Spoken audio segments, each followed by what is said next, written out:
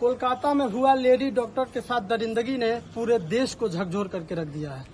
भारत के कोने कोने से दोषियों को कड़ी से कड़ी कार्रवाई करने की मांगे उठ रही है। अभी जनपद महाराजगंज के विकासखंड घुगली के सबसे प्रतिष्ठित गांवों में से एक बसंतपुर में है और यहाँ भी ग्राम प्रधान के नेतृत्व में तमाम महिलाएं और तमाम बच्चियां जो है कि इनकी श्रद्धांजलि सुमन अर्पित कर रही हैं और दोषियों के विरुद्ध कड़ी कार्रवाई की मांग ये तमाम ग्रामवासी कर रहे हैं। हमारे साथ प्रधान जी हैं, हम बात करेंगे कोलकाता में हुई दरिंदगी को लेकर के आप लोग क्या सोच रहे हैं?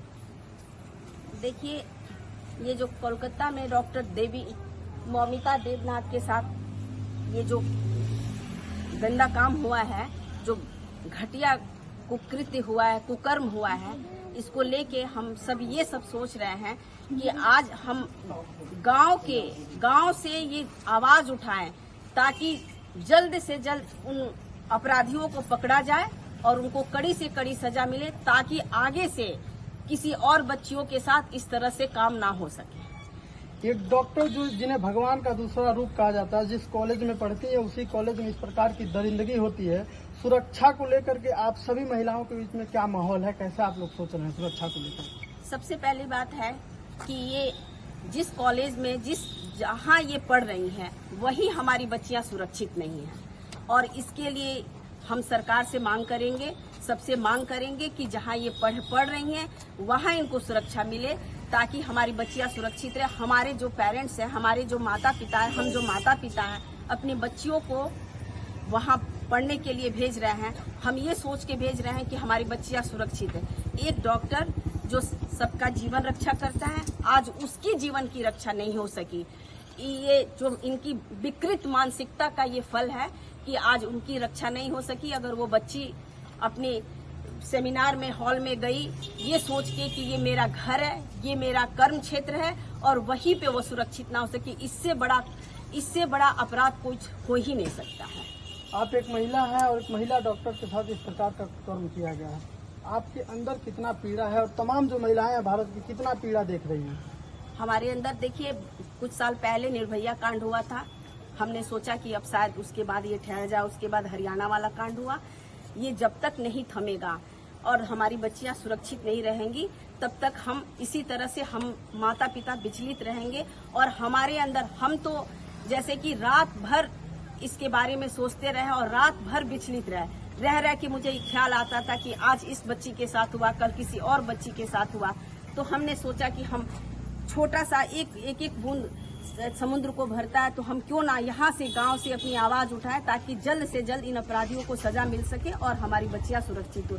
और हम ये चाहते हैं कि इन अपराधियों को सजा टॉर्चर सजा मिले, जिससे आगे की जो भी पीढ़ी है, आगे के जो भी हैं लोग इससे सहम जाए और आगे का ये कुकर्म करने के पहले वो 10 बार सोचे और इससे हमारी बच्चियां सुरक्षित रहेंगी, हम सुरक्षित रहेंगे, हम चैन की सांस ले सकेंगे और हमको लगेगा कि हाँ, हम अपने देश में, अपने गांव में, अपने राज्य में सुरक्षित। देश में कहा जाता है बेटी बचाओ बेटी पढ़ाओ की सरकार है, सरकार से क्या मांगे आपकी? सरकार से मांगे हैं कि जिस तरह से सरकार महिला सशक्तिकरण पे जोर दे रही है उसको धरातल पे उतारे और महिला सशक्तिकरण की सिर्फ नारा न लगे, उसको धरातल पे उतारे। और केवल हमें रोजगार दिया जा सकता है, नहीं, हम चारों तरफ से सुरक्षित होना चाहते हैं।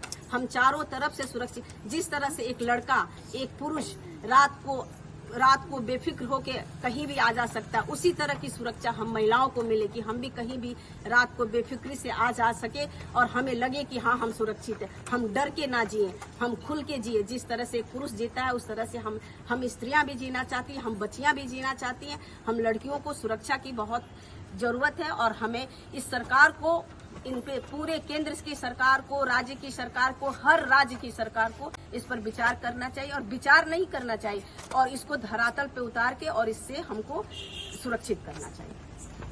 हमारे साथ अभी महाराजगंज जनपद का विकासखंड घुगली का एक प्रतिष्ठित ग्राम सभा बसंतपुर कहा जाता है, बसंतपुर की ग्राम प्रधान थी डॉक्टर मौमिता देवनाथ का नाम आप सभी लोगों ने सुना होगा अगर सोशल मीडिया से जुड़े होंगे, न्यूज़पेपरों को देखते होंगे, टीवी को देखते होंगे।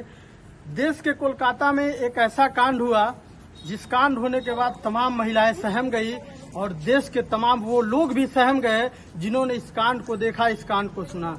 बावजूद उसके आरोप लग रहे हैं कि वहां के ममता की सरकार पूरी तरह से कोऑपरेट नहीं कर रही है, अभी भी उनकी बहानेबाजी चल रही है, जबकि मामला सीबीआई तक पहुंच चुका है और देश की तमाम महिलाएं गुस्सा से अपनी भड़ासे निकाल रही हैं। हर ग्राम सभा में, छोटे से छोटे ग्राम सभा से लेकर बड़े से बड़े शहरों निकायों तक श्रद्धा सुमन अर्पित कर रही हैं और अपना विरोध दर्ज करा रही हैं। उनकी मांगे हैं कि दोषियों के विरुद्ध कड़ी से कड़ी कार्रवाई की जाए। अब देखना यह होगा कि आगामी समय में उन दोषियों के विरुद्ध कौन सी कार्रवाई की जाती है। यह अपने आप में एक देखने वाली बात होगी। जय हिंद।